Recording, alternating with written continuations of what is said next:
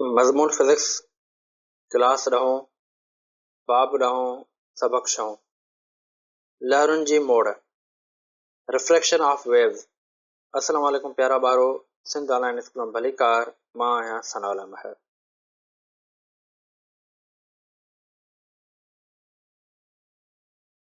हिन वीडियो में जेको असां अॼु टॉपिक पढ़ंदासीं उहो आहे लहरुनि जी मोड़ यानी रिफ्रेक्शन ऑफ वेव्स।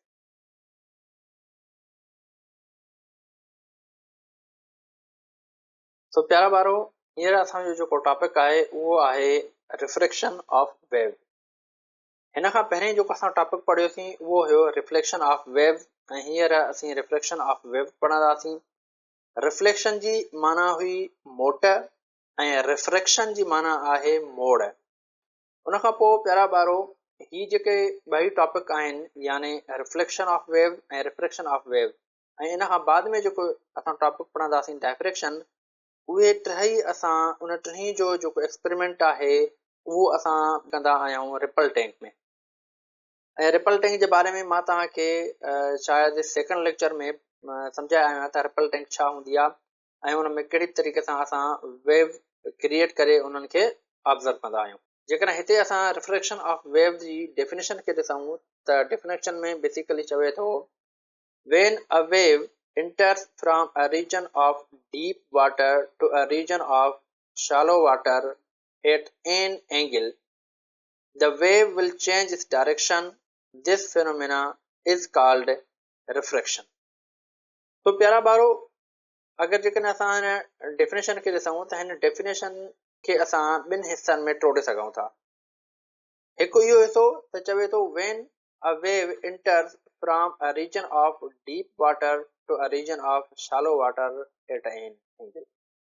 चवे थो त जॾहिं का वेव दाख़िल थिए अहिड़े रीजन में, अहिड़ी एरिया में जिते पाणी जेको आहे उहो डीप हुजे यानी गहरो हुजे, उन खां जेका वेव आहे उहा दाख़िल थिए थी, यानी गहरे पाणीअ खां वेव जेका आहे उहा दाख़िल थिए थी कंहिं में शालो वाटर में, यानी जाते पाणी जेको आहे त घटि गहरो आहे ऐं थोरो आहे, ऐं उते जॾहिं वञे थी त उहा कंहिं एंगल ते थी वञे। उन खां पोइ चवे थो the wave will change its direction. उन खां पोइ जॾहिं वेव जेका आहे उहा डीप वाटर खां शालो वाटर जे तरफ़ वञे थी ड्यू टू एन एंगल, त उन खां पोइ उनजी जेका डायरेक्शन आहे उहा चेंज थिए थी। पर बेसिकली डायरेक्शन कुझु केसिस में चेंज थींदी आहे, कुझु केसिस में चेंज न आहे थींदी। तो इन फिनोमेना खे या इन प्रोसेस खे असां चऊं था रिफ्लेक्शन ऑफ वेव। तो हिते असां जेकॾहिं हिन डेफिनेशन खे असां डायग्रामेटिकली सम्झण जी कोशिशि कयूं त या ट्रिपल टैंक जे बिहाफ ते हिनखे सम्झण जी कोशिशि कयूं त कहिड़े नमूने सां असां सम्झंदासीं, उन जे लाइ ही हिकिड़ो असां वटि डायग्राम आहे। हाणे हिन डायग्राम में जेके शयूं असां सम्झंदासीं उन्हनि में पहिरीं पॉइंट इहा आहे त ही जेके डॉटेड एरिया आहे इहा असांजी आहे डीप वाटर यानी गहरो पाणी। गहरे पाणी में छा थींदो आहे प्यारा ॿारो, जॾहिं उते वेव ठहंदी आहे त उते वेव बि जेका आहे उहा असांजी वॾी ठहंदी आहे।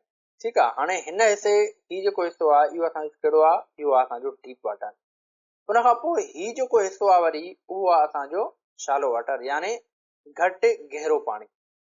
उन खां पोइ छा थो थिए, जीअं त असां हिन डेफिनेशन में पढ़ी आयासीं त असांजूं जेके वेव्स आहिनि उहे ट्रेवल थियनि थियूं कहिड़े रीजन खां जिते पाणी डीप आहे, कहिड़े रीजन जे तरफ़ जिते पाणी घटि आहे यानी शालो वाटर जे तरफ़। ठीकु आहे, त ही जेके वेव्स आहिनि जेके डीप वाटर में आहिनि, इन्हनि वेव्स खे असां चवंदासीं इंसीडेंट वेव।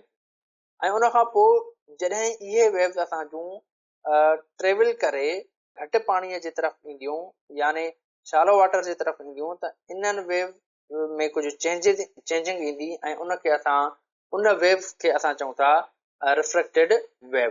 ठीकु आहे, उन खां पोइ प्यारा ॿारो, जेकॾहिं तव्हां ॾिसंदव त हिते ही जेको पाणी आहे इहो असांजो घटि छो आहे। हाणे असां रिपल टैंक में बेसिकली छा कंदा आहियूं त रिपल टैंक असांजो हिकिड़ो बर्तन हूंदो आहे, हिकिड़ो थांव हूंदो आहे। ठीकु आहे, हाणे उहो थांव असांजो जेको आहे त मुस्ततील नमूने सां हूंदो आहे, चौकुंडो हूंदो आहे।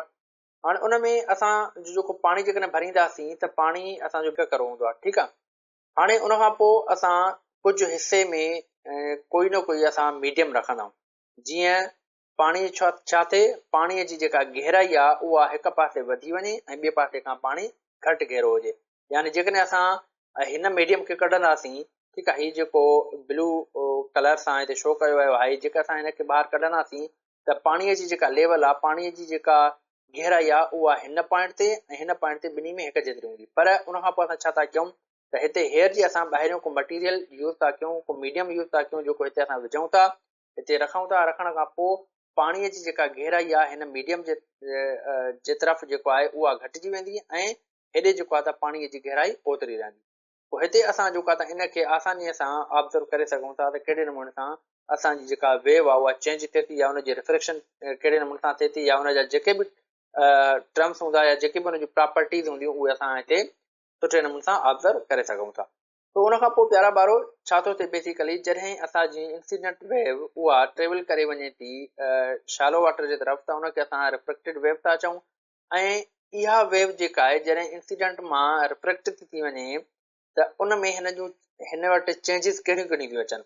तो हिन वटि जेके चेंजिस अचनि थियूं उहे अचनि थियूं ॿ। हिकिड़ी त उनजी स्पीड चेंज थी थिए, ॿी उनजी वेव लेंथ चेंज थी थिए। हाणे चेंज जो मतिलबु इहो न आहे त उनजी वधी थी वञे, हिते जेका चेंज अचे थी उहा जेको आहे त रिड्यूस वारे फॉर्म में अचे थी, यानी उनजी स्पीड बि घटिजी थी वञे ऐं उनजी वेव लेंथ बि घटिजी थी वञे। ठीकु आहे, हाणे जेकॾहिं असां हिन इमेज खे ॾिसंदासीं त हिन इमेज में हिन तरफ़ जेका वेव लेंथ आहे उहा जेको आहे त ज़्यादा आहे, वॾी आहे, ऐं हिते जेका वेव लेंथ आहे उन वेव जी उहा घटि आहे। ठीकु आहे, जीअं त मां तव्हांखे कैरेक्टरिस्टिक ऑफ वेव में पढ़ाया आहियो आहियां प्यारा ॿारो, त वेव लेंथ जेका आहे त छा थींदी आहे, ॿिनि कॉन्ज़िक्यूटिव ट्रफ या क्रस्ट जे विच वारो जेको डिस्टेंस हूंदो आहे उनखे असां चवंदा आहियूं जेका वेव लेंथ। तो उनखां बाद में जेकॾहिं अञा असां हिनखे कुझु डीप लेवल ते स्टडी करण जी कोशिशि कयूं त कहिड़े नमूने सां करे सघूं था। तो हिते असां जेको आहे वेव डायग्राम ठाहियूं था। तो मिसाल जे तौर ते हीअ जेके रेड लाइन्स आहिनि इहे असांजो शो करनि थियूं वेव इन डीप वाटर। उनखां पोइ असां छा कयोसीं, हिते हिकिड़ो मीडियम रखियोसीं, ठीकु आहे, या ऑब्स्टिकल कोई रखियोसीं हिते। उनखां पोइ छा थो थिए त हीअ जेके वेव्स आहिनि इहे जॾहिं हिन तरफ़ खां अचनि थियूं, अची करे हिन ऑब्स्टिकल या हिन मीडियम सां टकराइजनि थियूं, टकराइजण खां बाद में हीअ जेके आहिनि उहे हिन तरफ़ रिफ्लेक्ट थी थियनि। पर हिते जॾहिं रिफ्लेक्ट थियनि थियूं त हीअ जेको हिसो आहे बेसिकली इहो असांजो शैलो वाटर वारो हिसो आहे। ठीकु आहे, यानी हिन तरफ़ जेके असांजूं वेव्स आहिनि उहे कहिड़े तरफ़ खां थियूं अचनि, जेका त डीप वाटर खां, ऐं हिते जेको असांजो वाटर आहे उहो शैलो वाटर आहे, उते घटि गहराई वारो वाटर आहे। ठीकु आहे, उनखां पोइ हीअ जेको असां मीडियम रखियो आहे प्यारा ॿारो, इहो असां रखियो आहे कुझु एंगल ते। ठीकु आहे, हिते जेकॾहिं तव्हां ॾिसंदव त हिते असां हिनखे थोरो टेढ़ो करे रखियो आहे, कुझु एंगल ते रखियो आहे। पोइ हाणे जेकॾहिं असांजो हीअ वेव्स हिन तरफ़ खां अचनि थियूं ऐं हितां जेकॾहिं ॾिसंदव त हिन जी डायरेक्शन हीअं सिधी वेंदी, हीअं सिधी। ठीकु आहे, उनखां पोइ जॾहिं हीअ मीडियम सां अची करे हिते टकराइजनि थियूं त उनखां पोइ हिननि वेव्स जी डायरेक्शन बि जेको आहे त उहा चेंज थी थिए। हाणे डायरेक्शन में गॾो गॾु हीअ ॿ शयूं बि हिननि जूं चेंज थींदियूं, यानी स्पीड ऐं वेव लेंथ बि। ठीकु आहे, उनखां पोइ हिते असां इहा ॻाल्हि सम्झीसीं त जेकॾहिं असां मीडियम रखूं था त मीडियम रखण सां जेको आहे हिन वेव जी डायरेक्शन जेका आहे उहा चेंज थिए थी। ठीकु आहे, उनखां पोइ सम टाइम जेको आहे उनजी डायरेक्शन चेंज न बि थींदी आहे। हाणे उहो कहिड़े तरीक़े सां आहे, उहो मिसाल जे तौर ते साॻे नमूने सां असां हीअ असांजो जेको आहे डीप वाटर आहे ऐं हेॾे असांजो जेको आहे शैलो वाटर आहे। ठीकु आहे, हाणे हिते जेको मीडियम असां हीअ रखियो आहे इहो रखियो आहे असां जेको आहे त बिल्कुलु स्ट्रेट। ठीकु आहे, हिनखे असां जेको आहे त कंहिं एंगल ते न रखियो, बिल्कुलु ई हिकिड़ो स्ट्रेट लाइन में असांजो मीडियम पियो आहे। उहे वेव जॾहिं ट्रेवल करे अची करे हिन मीडियम सां टकराइजनि थियूं त टकराइण सां गॾो गॾु छा थो थिए त हिन जी डायरेक्शन चेंज नथी थिए, सिर्फ़ु हिन जी स्पीड ऐं वेव लेंथ में फ़र्क़ु अचे थो, यानी उहे रिड्यूस थियनि थियूं। ठीकु आहे, हिन ॿिन्ही एग्ज़ाम्पल मां इहा बि शइ असां जेको आहे सम्झीसीं त जेका चेंज डायरेक्शन में अचे थी उहा डिपेंड करे थी उन ऑब्स्टिकल या उन मीडियम जे रखण ते, त असां उहो मीडियम जेको आहे उहो कहिड़े नमूने सां रखियो आहे। ठीकु आहे, जेकॾहिं असां कंहिं एंगल ते मीडियम रखंदासीं त उनजी डायरेक्शन चेंज थींदी। अगरि जेकॾहिं असां उहो मीडियम स्ट्रेट लाइन में रखंदासीं त उते असांजी जेका वेव आहे उनजी डायरेक्शन जेको आहे चेंज न थींदी। ठीकु आहे, ऐं उनखां बाद में प्यारा ॿारो हाणे हीअ जेको पैटर्न आहे इहो असां कहिड़े नमूने सां ऑब्ज़र्व कंदा आहियूं, उनजे लाइ मां तव्हांखे रिपल टेक जे बारे में ऑलरेडी सम्झाया आहियो आहियां। त उन में छा हूंदो आहे त उनजो जेको बॉटम हूंदो आहे, बॉटम असांजो शीशे जो हूंदो आहे। ठीकु आहे, हाणे जॾहिं बॉटम शीशे जो हूंदो त उन में असां छा कंदाऊं, मथां पाणी विझंदाऊं, मथां पाणी विझी करे पोइ उन पाणीअ में हिकिड़ो तख़्तो रखंदाऊं, उन ते मोटर रखंदाऊं। ठीकु आहे। हाणे जॾहिं मोटर हलाईंदासीं त मोटर जी वाइब्रेशन जे करे उहो तख़्तो, उहो जेका बि शइ असांजो हिकिड़ो मीडियम हूंदो उहो लुॾंदो आहे, उहो वाइब्रेट कंदो आहे। ठीकु आहे। हाणे वाइब्रेशन जे करे छा थींदो, उन पाणीअ में लहर पैदा थींदी आहे, उहा वेव पैदा थींदी। ऐं उन खां पोइ उन वेव जे मथां, उन पाणीअ जे मथां, यानी उन रिपल टैंक जे मथां असां छा कंदाऊं, लाइट लॻाईंदाऊं। छा थींदो त जॾहिं लाइट जी रोशनी उन पाणीअ ते पवंदी त उन पाणीअ में जेका वेव ठहे थी, उन वेव जो जेको शेडो आहे उहो हेठि वरी शीट ते, यानी आर पार करे उन जे बॉटम खे क्रॉस करे हेठि असां शीट रखंदाऊं। उन शीट जे हेठां जेको आहे शेडो उन जो ठहंदो।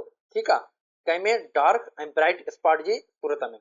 तो अहिड़े नमूने सां जेको आहे त असां बाद में पोइ उनखे असां ऑब्ज़र्व कंदा आहियूं त उन वेव जी प्रॉपर्टीज़ कहिड़ियूं आहिनि, उन में वेव लेंथ केतिरी आहे, उनजी स्पीड केतिरी आहे, उनजी फ्रीक्वेंसी केतिरी आहे, उनजो टाइम पीरियड केतिरो आहे। ठीकु आहे। इहे सभई जेके शयूं आहिनि, इहे सभई जेके बेसिक टर्म्स आहिनि, उहे असां रिपल टैंक जे मदद सां जेको आहे उन वेव जा मालूम करे सघंदा आहियूं। ठीकु आहे प्यारा ॿारो।